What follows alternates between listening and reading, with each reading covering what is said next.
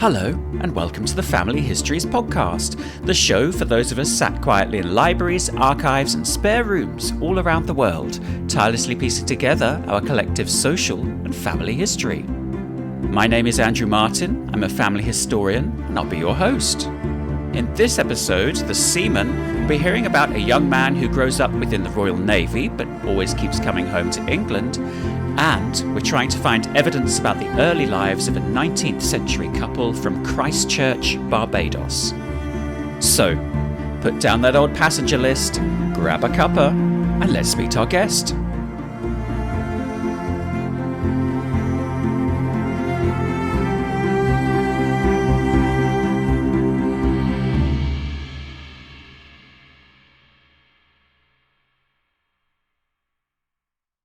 My guest today is a passionate advocate of human rights and equality, having been CEO of a number of charitable organisations. You may also recognise her, though, from her time as the CEO of the Society of Genealogists and as a Roots Tech lecturer. Of course, she's also a family historian, but she's also an author and a former TEDx speaker. So what other accolade could she earn? Oh yeah, that's right. She's our guest. It's Dr. Wanda Wyporska. Hello, Wanda. Welcome to the Family Histories podcast. Thank you so much, and what a wonderful introduction. Thank you. You're very welcome. Welcome to the podcast. We always like to start with the same question, and that is, how did you first get interested in researching family history? I think I was really lucky because I grew up with my mum and my grandmother, and I knew a lot from my grandmother about her family in Devon.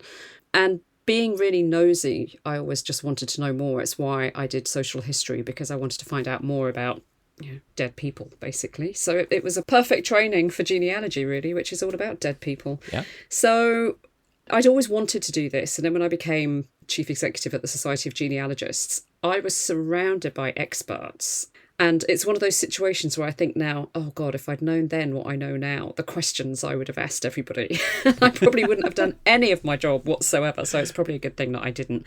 But I've always had an interest in it. And I think seeing that expertise at SOG, being invited to speak at Roots Tech and looking at that kind of interface between social history and genealogy, and recognising as a historian that we're never taught genealogy, even though, people are working on Tudor dynasties or dynasties are by nature genealogy. So yeah, definitely. It's been really great to bring all of this together. And now I'm absolutely fascinated. I'm doing a master's at Strathclyde. And so I've just finished the first part of that to give me a bit of discipline, really, because I think you know what it's like, Andrew. You can get a little bit distracted with genealogy. You certainly can. What's it like stepping back into education? I never consider that I've left education, because I'm always learning, and I'm a massive advocate for lifelong learning, whether I'm reading craft books. I'm doing a class in stained glass on a Monday evening at the moment. Wow, so very nice. I'm always trying to learn something. As I said, I'm just nosy, basically. So the more that I can learn, any sort of area, the better. But I think, doing the masters has made my genealogy better because it has forced me to be more rigorous, and it stopped me researching the same thing 5 times because I haven't taken very good notes and I've forgotten what I did last time, which may be familiar to many people out there. Oh yeah, I'm putting my hands up here now, listeners, so I'm one of those. So when you did start researching, did you have any records to turn to, any photographs, family documents, that kind of thing? I think I started researching and then started asking people. Okay. And then I sort of realised that I'd seen photographs. My uncle, for example, had a picture of my great-grandmother and great-grandfather and their wedding. So I took pictures of that. It was actually really interesting because I had quite an estranged relationship with my own father, but through my interest in family history and reaching out to other members of the family and to him, we've really quite repaired that relationship because he's really thrilled that I'm interested in the family and that I'm finding a whole load of things that, the family didn't know. So it's been a real connector to all sorts of parts of my family, yeah. Wow. So as you are researching, how did you kind of, at that time, learn to research? I think I've done what a lot of us have done, which is I did click on a lot of hints to begin with. And I may have got back to, Adam, possibly, or the tree of Jesse, according to Ancestry anyway. But I I really used my training as a historian, which is, looking at the evidence. What is the evidence that we can find? What do I know from my mother, from my grandmother? And then just really started looking. And it was fascinating to see the difference between researching somewhere like Devon, which, thank goodness I have ancestors in Devon, because there must be some of the best sets of records ever, with some notable exceptions. But then a contrast with researching Poland, and an area that was under many different jurisdictions and disappeared off the map in terms of records, and then looking at Barbados, completely different. So, I have a completely different set of experiences researching different areas of my family. So it's really quite exciting, but it means you can use techniques from one area where you're finding difficulties to look in other areas. Yeah, and you just mentioned Poland there, and I'm aware that you wrote a book called Witchcraft in Early Modern Poland, 1500 to 1800. What led you to write that? Is there something you need to tell us here? Just, again, that I'm very nosy. And I was studying for my degree in Polish, and we were looking at stereotypes. And one of the stereotypes we looked at was the witch. Okay. And I realised that there'd only been one book that had been written at that point in Poland, in Polish, and there hadn't been much work or anything in English. And I was just fascinated. Okay. And I thought, what is going to get me out of bed and into the archives in the morning on a very cold, wintry Polish morning, I can assure you. Gosh. And so looking at the trials, looking at the 16th, 17th, 18th century records, the originals, but also contrasting the ideas of witchcraft with what was written about witches. So looking at the literature, almanacs, calendars, all sorts of things about the idea of the witch was just really, really fascinating. And did you find, whilst researching that, 1500 to 1800, that's quite a long period, do you find there was a change in attitudes towards witchcraft and people accused of witchcraft within that time period in Poland? Yeah, and that's one of the fascinating things, because it sort of changes from very much a religious aspect and looking at people using blessings and different phrases, different prayers, which seem to have the same wording across Europe, which was quite interesting. Okay. And it changes from that and a sort of private practice, and maybe the idea of women and unauthorized people taking church mantras and using it as magic, to your sort of full-blown, somebody was at the Sabbath with the devil and a whole bunch of other people, with spells, trying to cause genuine harm. Okay. At the beginning, it's more about protective magic. So it's protecting your cows, protecting your household, with the odd kind of bits of love magic and, maybe a bit of harming your neighbours. But by the end of the period and the middle of the period, it becomes really sort of about the crime of association and it brings in lots more people, and about, devil worship, and it becomes a lot more of an aggressive crime. So yeah, the actual crime itself changes, as well as attitudes towards witchcraft, perceived witchcraft, I should say. Yeah, and I guess that must have exposed you to some fascinating records in researching that. Yes, it did, because I had to look at different legal systems as well, because Poland was not Poland in those days. There were lots of different legal jurisdictions, and looking at the literature, but also the original literature of the time, doing analysis of translations of the Bible for Exodus 22:18, thou shalt not suffer a witch to live, and seeing if there was a difference in the language used, whether it was masculine or feminine. But also, obviously, those trial records. When you look through municipal town records, you can look through thousands and thousands of pages and not find a witchcraft trial. And in a moment when you find one, especially if the hand is good and you can read it, and nobody told me what paleography was in those days. One of the things I'm loving about doing the Masters at Strathclyde is we do paleography. I wish I'd done that 30 years ago. It really would have helped. So, yeah, it was fascinating to look at them. Yeah, I bet. Now, throughout your career, you have stood for human rights, for equality, and against racism. So what was it that led you to become the CEO of the Society of Genealogists? I think it was that love of history. Okay. And there was a fascination for me once I got to SOG and found that as an archive of last resort, it had a lot of foreign, ex-foreign and Commonwealth Office records. So, there are a lot of records that were very pertinent to Black history, Asian history as well. Okay. And my ambition was to hold a conference on that, which I have taken through a couple of jobs. And now, once again, I'm in a position to action a conference on Black genealogy, because I think many of us have felt that the records aren't there. You know, ironically, given that roots was a key part of getting people into family history way back when. But there is so much hunger. Everybody I've spoken to has said, I would really like to do my family history, or I've got these stories, I'm not sure what's happening here. And so I think it's absolutely the ideal time to do that. Yeah. So you were CEO, I think, during a big moment for SOG. What was that like? Yeah, I mean, it was incredibly humbling to be able to do the big transformation, which was, as many people will know, SOG sold its building in Charterhouse and we had to buy a new building. And buying a new building for a library is incredibly complex, as I now know. You know, you have to know what the weight bearing of the floor is for all of the stacks and everything. Wow. And you have to make sure that you're not next to the river so that it doesn't, there isn't damp and all sorts of things. And I learned so much from that. But that whole transformation of the systems, the online work, the cataloguing has given me a whole load of expertise that I'm now taking to the Black Cultural Archives, where we're facing some of the same problems. Yes. But I think the moment when Elsa, the chief genealogist, and I sat in HSBC to make the transfer of several £million to buy the new building will live with me forever. It was quite a moment. And it was wonderful to go back and see the building in its glory now. It's won architectural awards and it's fantastic to see that and to see people in it, because, that was the very bizarre thing for me, that during the time that I ran SOG, we were in a temporary building the whole time. So, yeah, it was quite bizarre, but very, very good learning experience. Wow. And as you just alluded there, as we recorded this, you have quite recently joined as CEO at the Black Cultural Archives.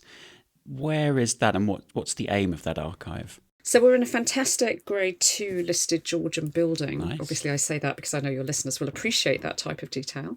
On one Windrush Square, 3 or 4 minutes away from Brixton Tube in South London, in a sort of very, very wonderful historic community. And we are celebrating 45 years next year. So I'm planning a huge programme of exhibitions and events, which will obviously include genealogy, because that's the whole point for me anyway at this point.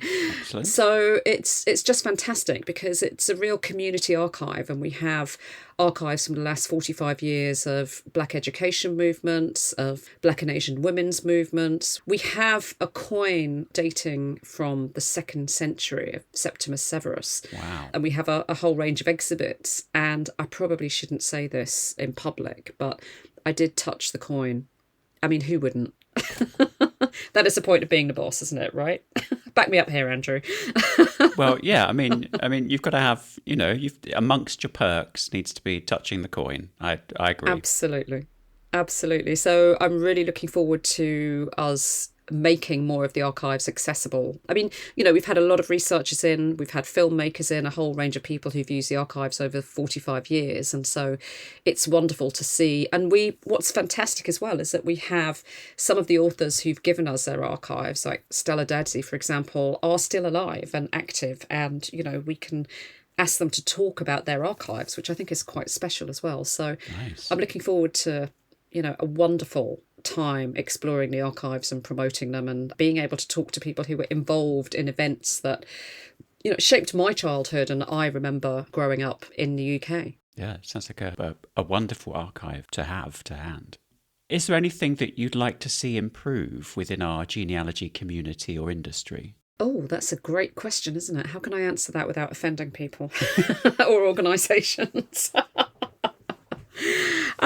I think the very key selfish thing for me is that I would love to see more partnership with archives across the world, particularly very selfishly in the Caribbean, where, we know that there are issues in terms of the funding that's available for preserving those archives, because, it's great that we can get hold of the births, marriages and deaths records, or a lot of them on Family Search, but there's still nothing like having the book in your hand and looking through things and being able to access them. And I think it's really about how we make the records more accessible. So for me, it's really about its preservation as ever. You know, how can we preserve these records that are at risk from anything from hurricane to fire to just lack of funds to actually repair them. Termites, yeah. We all love termites, don't we?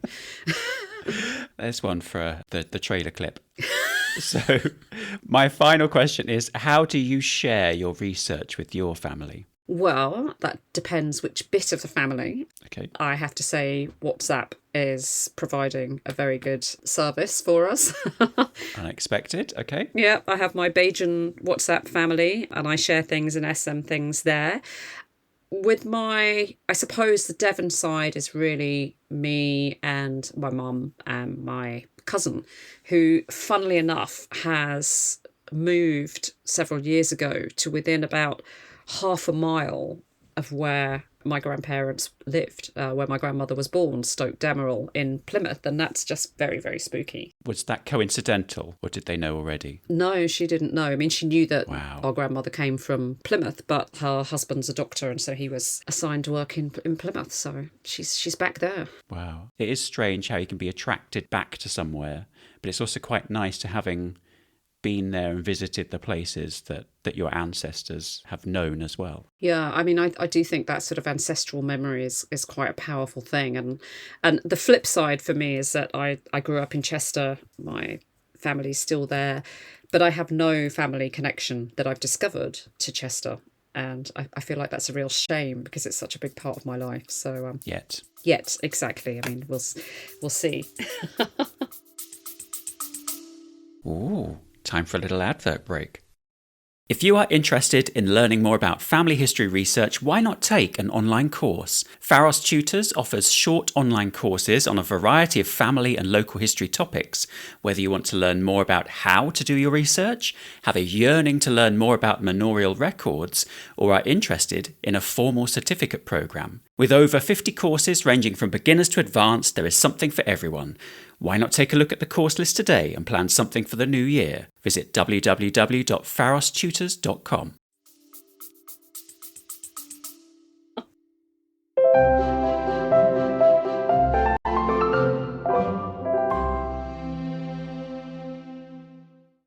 If you're like me and like to climb carefully through your family tree, then I'm sure that you'll have encountered some curious records that, with some further research, have gone on to reveal some unexpected, incredible stories. Yes, it's now time for my guests to pick one of their good, bad, or just plain ugly relatives and then share their life story. Okay, Wanda, who are you going to introduce us to? Well, my pick is my great-grandfather, and his name was Theodore Joseph Paul. Okay. And he was born in 1888 in East Stonehouse in Devon. So we're back to Devon. And I think he's fascinating for me because he is someone that I have remembered my grandmother talking about. Obviously, it was her father.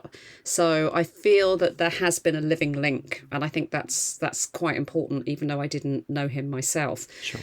I think I also have a soft spot for him because he's probably the person that's given me the most records.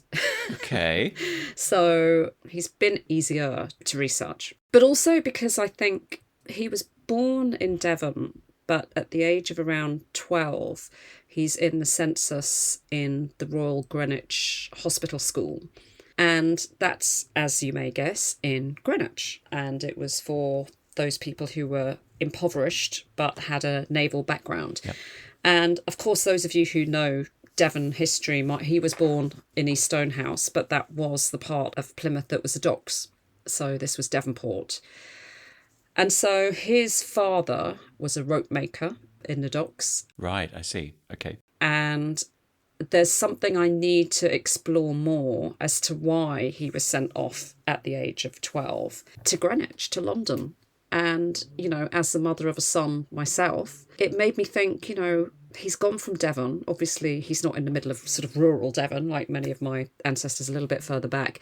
But he's then been on his own. Well, not on his own, but, you know, without his family around him, presumably, Yep. in Greenwich. And that makes me feel quite sad, really, because I feel that he may not have had his family around him. But also because I know that his records, his naval records, so he was in the Royal Navy. His naval record is fantastic because it gives a list of the ships, obviously, as you might expect. Yeah. And when he was there, he was very lucky in that he survived the First World War and the Second World War. He was too old for service during the Second World War. But what I love is the sort of detail, like he had a butterfly tattoo and a horseshoe tattoo. And that, it does. It's making you laugh. It makes me laugh as well when I think about that. And I think that's something sort of quite intimate as well, to know about somebody that you've never met but as a family member. And also, I love the fact that because he joined the Navy so young, we have the whole record of his growth in a sense. We have what height he was, what his eye colour was, and all of these sorts of descriptions that anybody who's dealt with military records will be familiar with. So I can see him grow almost from childhood to manhood.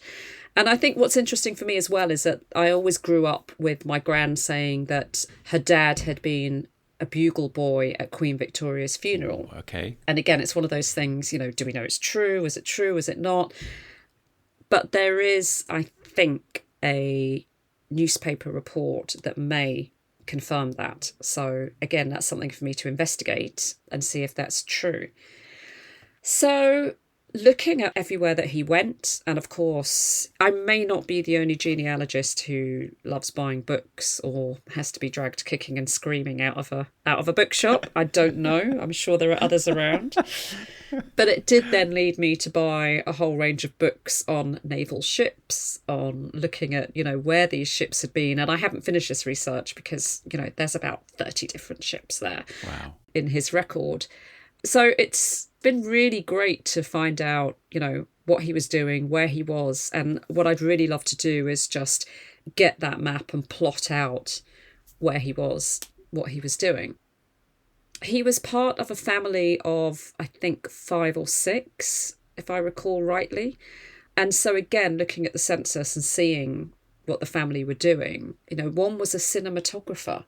We're talking about very early. Oh, wow. Yeah, very early. Another was a sewist, which, I mentioned stained glass before, but I'm, obsessed with craft. So I obviously sew and embroider as well. And I think sometimes we just feel, obviously it was quite common for women to be sewists, but I think sometimes we just feel that, some of the things we like doing are because of our ancestors. Yeah. Yeah. So he's been in Devon, he's been in London as a child, he's gone across the world. And then he does go back to Devonport and he marries in 1912, he marries Nellie Mabel Turpin. And there's a beautiful picture of them both. And, I just love that picture of them on their wedding day. It's lovely to see that. And I think that's probably one of the oldest photographs that I've got of ancestors. So that's very special to me as well. Do they look very happy, or do they look, like in some wedding photographs, terrified? No, they looked very happy, actually. Okay. And I was asking an expert who was at Find My Past, because one of the great things about being at SOG was that I could just ask experts things, so I did. And he was suggesting to me that the uniform that he was wearing indicated it was his leave uniform. Oh, okay. So, there are obviously extra details that people can tell from that. And it was just lovely.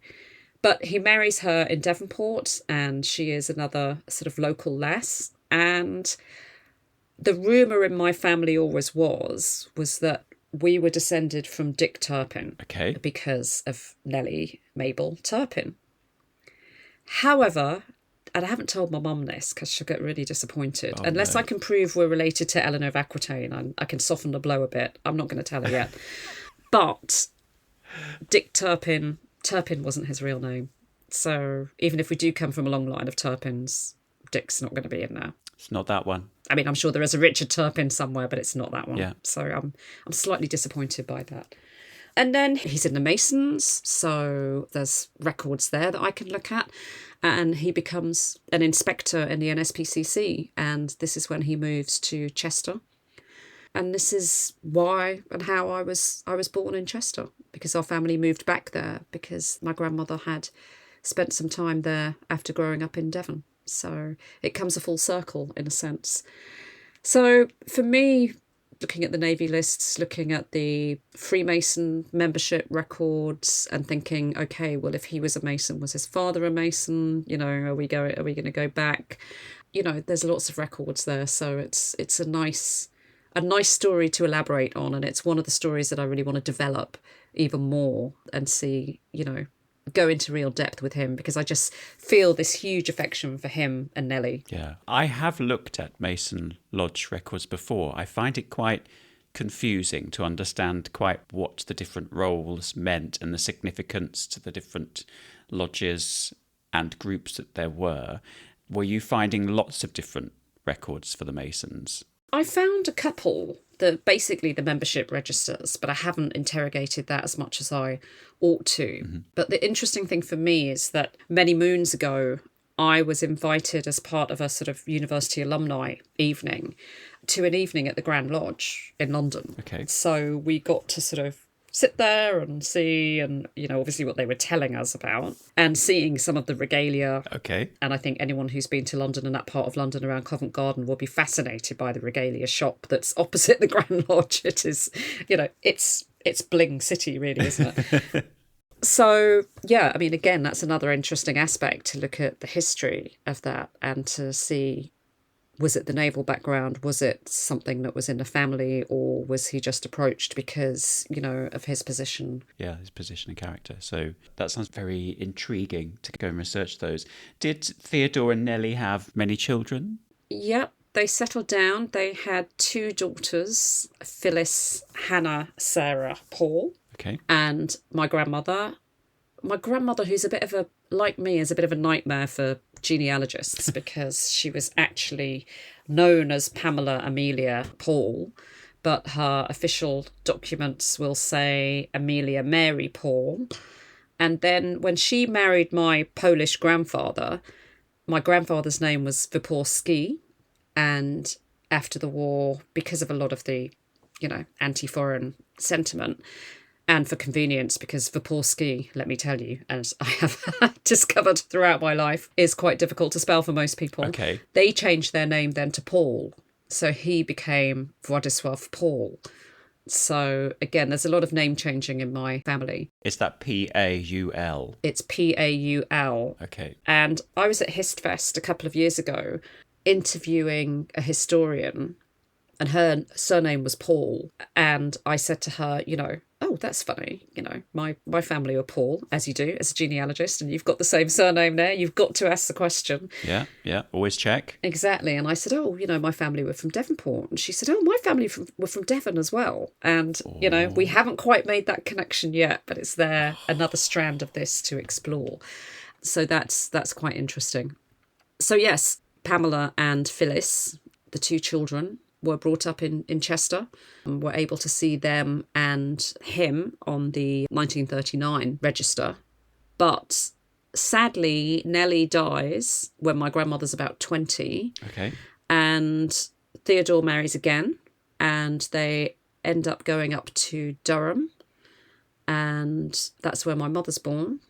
And they then come back to Chester. There's a strand of coming back to Chester, which is quite interesting. It's pulling them back. I know, it's those fantastic walls, cathedral, yes. And looks very pretty. Roman artifacts. This is just an advert. Advert for Chester, which is a stunning city. There you go. You heard it here. He dies in 1949 in Shotley Bridge in Durham. So he goes back to Durham. And what sort of age was he in 1949? Around about 62-ish. So he's been around, but he keeps going back to Chester, which is quite interesting. Yeah, and of course, from his early career as a young man, he's travelled a whole load of places, and he ends up going back to Chester. So he must have seen all these different places, but it's Chester where his heart is. Yeah, it's interesting, isn't it? I think that's in later life. And I think, you know, it's fascinating having been a naval man that he didn't go back to Devonport. I think it was the work that took him to Chester and around. But there's obviously something there that he liked, that he, I know where he lived. I know the address where they were on Walpole Street. And then there is a probate record there as well, which shows us that he left bequests to his wife at that point, and also to the elder daughter, to Phyllis. So I'm also a little bit interested in why there doesn't seem to be any mention of my grandmother. Yeah. Lots still to explore with him, and that's fantastic, because I love an ancestor that, keeps on giving. Yeah. Apart from that bit, what's been the hardest part of researching Theodore? I think the hardest part for me hasn't happened yet. Okay.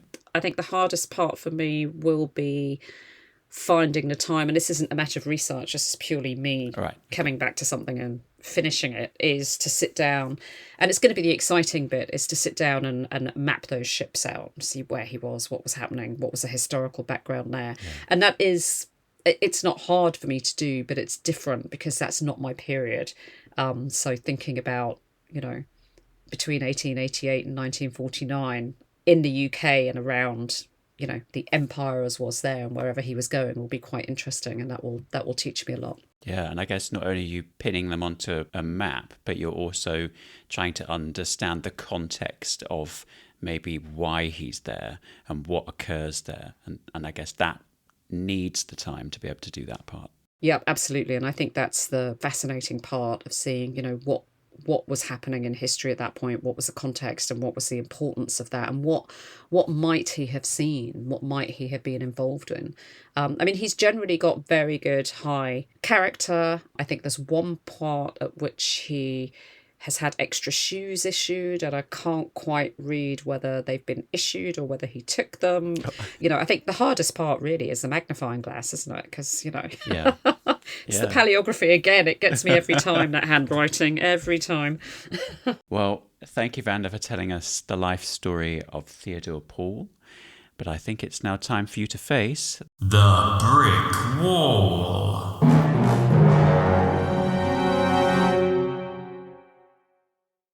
When we hit a dead end in our family history research, it's called a brick wall.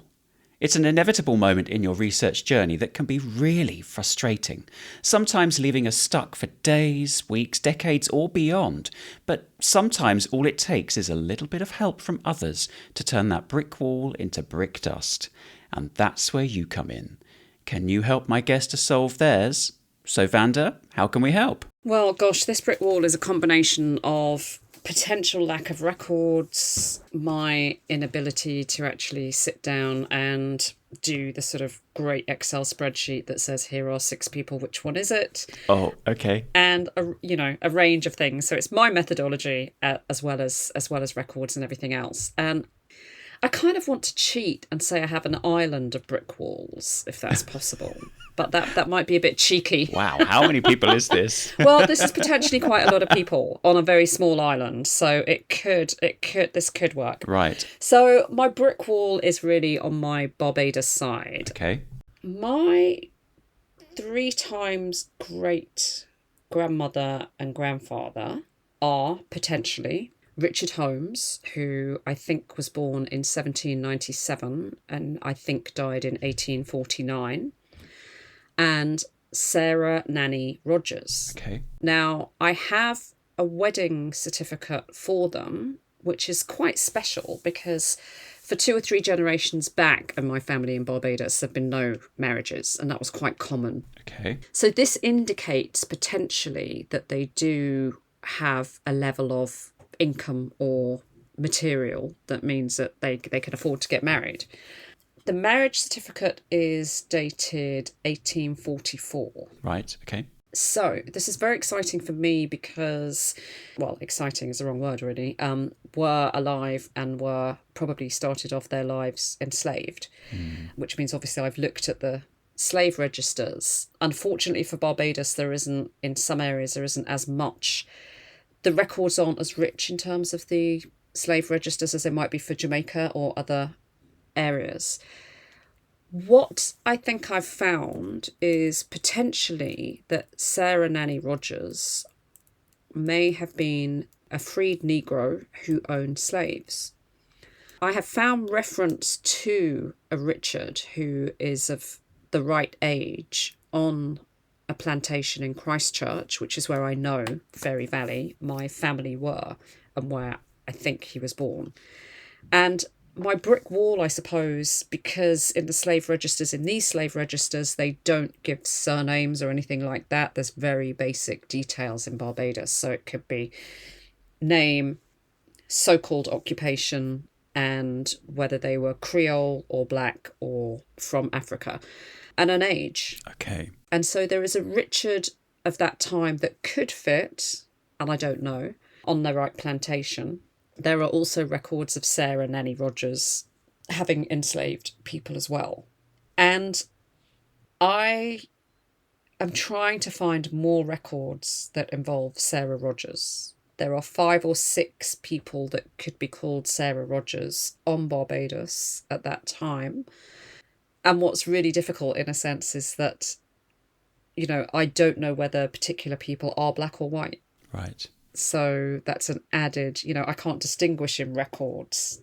And so I'm trying to find out more about her and to really tie them together with something other than just the marriage certificate and to be able to go back another generation there. So that's a brick wall that's comprised of a variety of things, whether it's the records or whether it's the, you know, my faulty methodology, or whether it's really, I suppose one of the things that might unlock it is obviously going to Barbados and looking in the archives, which, yeah, I mean, as if I need an excuse to go to Barbados, but I have lots of excuses. One of them's called Sarah Rogers.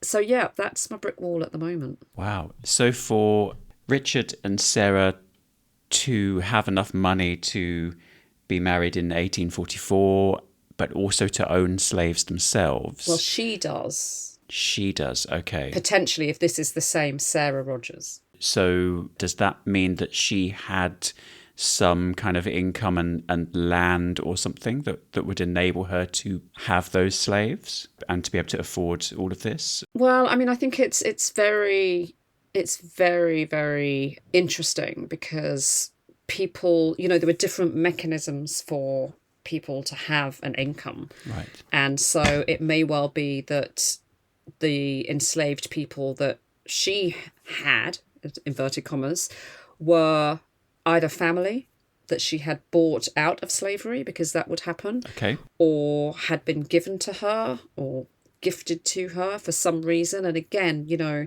sometimes it's about the relationships that people had with the slave owners. So often if you were the daughter, you know, the mixed daughter of a slave owner, you might well be given all sorts of things or freed or, right, okay, you know, there's a whole complex story behind all of this. So I don't know. Is the answer. You know, it's very difficult to really piece these things together. There's potentially a newspaper lead where there is somebody referred to by that name.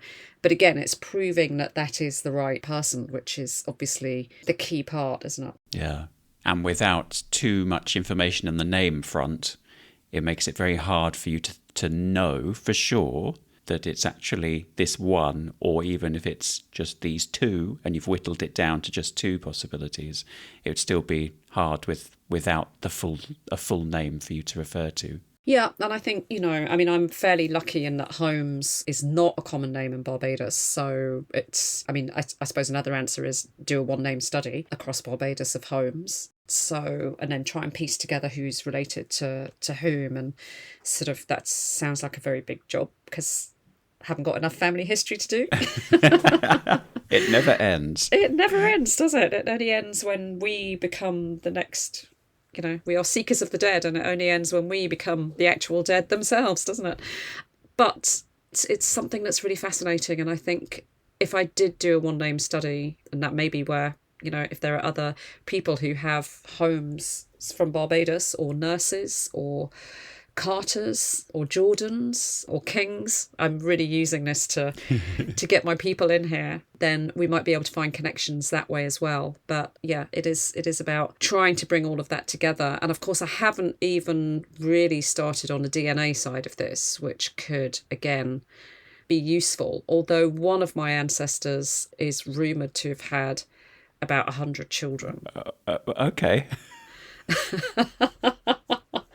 So, Yeah, I'm not sure where the DNA might lead me on that one. Do you see any kind of continuity in spellings of names? I mean, you've said Holmes and you've said Rogers here. Is that Holmes? Yes, it is. Okay. And then Rogers, is that, because there's quite a few ways to spell that one, is that without the D or with the D? That's without the D. And actually, that is a very good point, because at the point when I researched this side of the family, I wasn't really very good at looking at different spellings of names and using wildcards and that sort of thing. So it's a good reminder to go back and do that. And it's also a good reminder, I think, for all of us that we know far more now than we did possibly when we were researching different branches of our family. So it's always worth going back. So that's a very good reminder. Thank you. So what is the best way for listeners to make contact if they think that they have a clue or a research idea? Well, I am on Twitter at WandaWyporska, and I'm sure that people can get in touch with you. Yes, you're right. Of course, listeners can head over to familyhistoriespodcast.com, where they can read this episode's show notes, and we will put a link to Vanda's Twitter account there. You can send us a message, or you can just email us at hello@familyhistoriespodcast.com, and we'll pass the message along. Now, I really hope that we can solve this one for you. It sounds pretty tough, but I'm really hopeful. And so while listeners get clicking and rummaging through the records, maybe I can help you with this. But you're going to need to follow me through to the garage. Great. Well, Wanda, here we are. Okay, but what am I looking at? This is a fully calibrated, highly scientific temporal... It's a time machine, isn't it? Well, a secret time machine, but yeah. Oh. Are you all right? What? Oh, yes, but I've just had a really strange feeling of déjà vu. Déjà vu? Really? Oh, that's fascinating. Yeah, I feel like I've been here before, but it's not quite right. Well, anyway, I thought that as a sort of thank you, that you might like to take a trip back in time so that you can kind of solve your brick wall for yourself. Have you set the sensory compression level to 4 yet? What? Well, I was just about to. Is it this seat? Yes, yeah, that's it. So, when and where would you like to go back to? So I'd like to go back to Christchurch, Barbados, on 28th of September 1844 to the wedding of Richard and Sarah. Oh, I love it when people pick weddings. Right, easy peasy. There we go. And to get back, you need this temporal beacon. Just press the big button on the top to return home. Indeed. I've no idea how I know that. Well, you're just a natural. Oh, here we go. Dr. Wanda Wyporska, thank you, goodbye, and good luck. 1st of September 1892, Anfield Road, Liverpool. That's wrong. And why does it also say Rotherham? Oh, football, and she's in goal. The Family Histories podcast was presented and produced by me, Andrew Martin. My guest was the brilliant Dr. Wanda Wyporska, and if you've enjoyed this episode, then why not leave it a rating or review in your favourite app? Thank you for listening.